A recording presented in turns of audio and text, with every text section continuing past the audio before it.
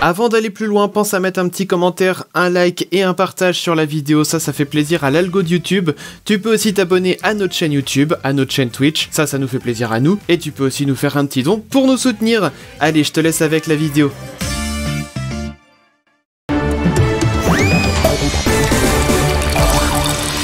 Bonjour, je suis JPP. Et moi je suis PPDA, on nous entend mais on ne nous voit pas, figure-toi Mathieu. Ah mince! Donc on va faire le nécessaire bien entendu pour que l'on puisse nous voir, sinon les gens ils vont être un petit peu tristes. Par contre ça va hyper vite. Eh bien allons-y, est-ce qu'on va nous voir? Est-ce qu'on va nous voir? Oui, ouais, on nous voit, ça y est les gens, bonsoir parti. les gens, allez c'est parti, on reprend là où on en était. Bonsoir, je suis JPP. Et moi je suis PPDA. Et voici tout de suite le JPPDA. Eh bien vas-y. Voilà, au sommaire de ce JPPDA, un pingouin qui boite, des gens qui pètent le feu, des zombies dans le bus et un indien dans la merde.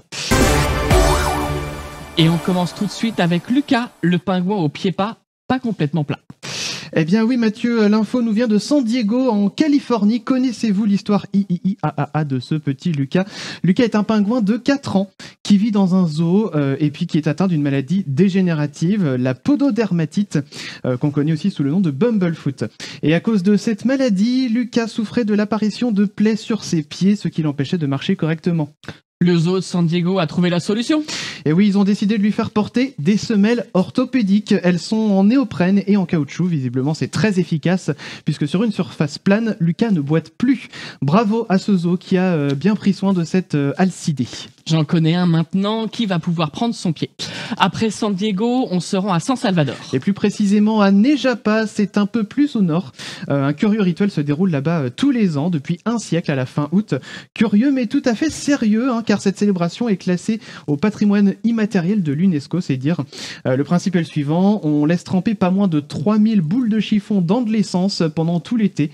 Et le jour J, on s'équipe de gants épais, de manteaux et de capuches bien humidifiés, histoire de se protéger, et on se jette les boules de chiffon enflammées, c'est sympa.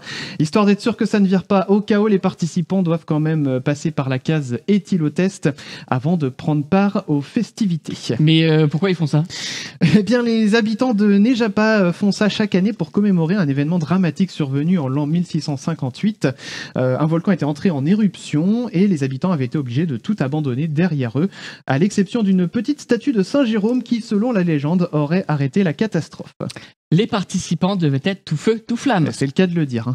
On va se rendre à présent à Jakarta, la capitale de l'Indonésie, où un autre spectacle curieux, mais non inquiétant, s'est déroulé. Eh bien, inquiétant, c'est peu dire quand même, parce qu'on serait plutôt au niveau apocalyptique sur l'échelle de l'inquiétude. Nous sommes avec notre correspondant Clément, on l'espère en tout cas. Clément qui se trouve en direct de Jakarta pour développer cette information. Clément ? Eh oui Mathieu, oui Christopher, je suis bel et bien à Jakarta et plus précisément sur les rails d'une station de métro aérien. Et pour l'heure, c'est plutôt calme, mais je ne vous cache pas que je reste sur mes gardes. Et que se passe-t-il exactement dans ce métro, Clément? Eh bien, plusieurs habitants ont été témoins d'une attaque de ce qui pourrait bien ressembler à des zombies. En tout cas, c'est en ces termes que ces usagers du métro ont décrit ce qu'ils ont vu. Des êtres humains visiblement très amochés, avec des vêtements déchirés et ensanglantés, se déplaçaient lentement en rugissant et se tordant en direction des passagers du métro. Clément, est-ce que l'on sait ce qui est à l'origine de ce phénomène ? Alors selon les autorités présentes sur place, armées jusqu'aux dents pour tenter de maîtriser les zombies, il semblerait qu'un curieux virus se soit répandu. Le virus porte le nom de Pandora et selon certains spécialistes, un lien avec l'organisateur local d'événements Pandora Box pourrait être établi. Excusez-moi, je vais pas pouvoir poursuivre. Alors, j'aperçois à environ 50 mètres de moi un groupe de zombies. Je tiens à ma vie, je cours. Merci Clément, on va tâcher de reprendre de vos nouvelles dès que possible et on vous souhaite bonne chance. On termine ce JPPDA avec un trafic peu scrupuleux. Et oui, l'histoire se déroule à Bangkok où un Indien a été arrêté à l'aéroport avant d'embarquer en possession de valises dans lesquelles il avait caché pas moins de 17 animaux vivants. Parmi eux, 8 ouistitis, c'est pas facile à dire, un fennec, un raton laveur, 3 iguanes, 2 varans et 2 pitons, rien que ça. En revanche, aucun chacal dans cette liste, à part peut-être le trafiquant lui-même. Et est-ce qu'on sait ce qu'il comptait en faire?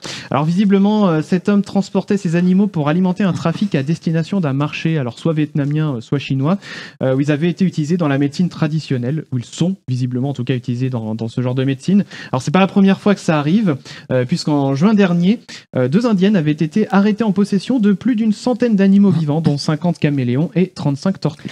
Espérons qu'il n'y avait pas de pangolin ou de chauve-souris dans l'histoire. Et c'était le journal pas parfait des actualités. Place au chacal!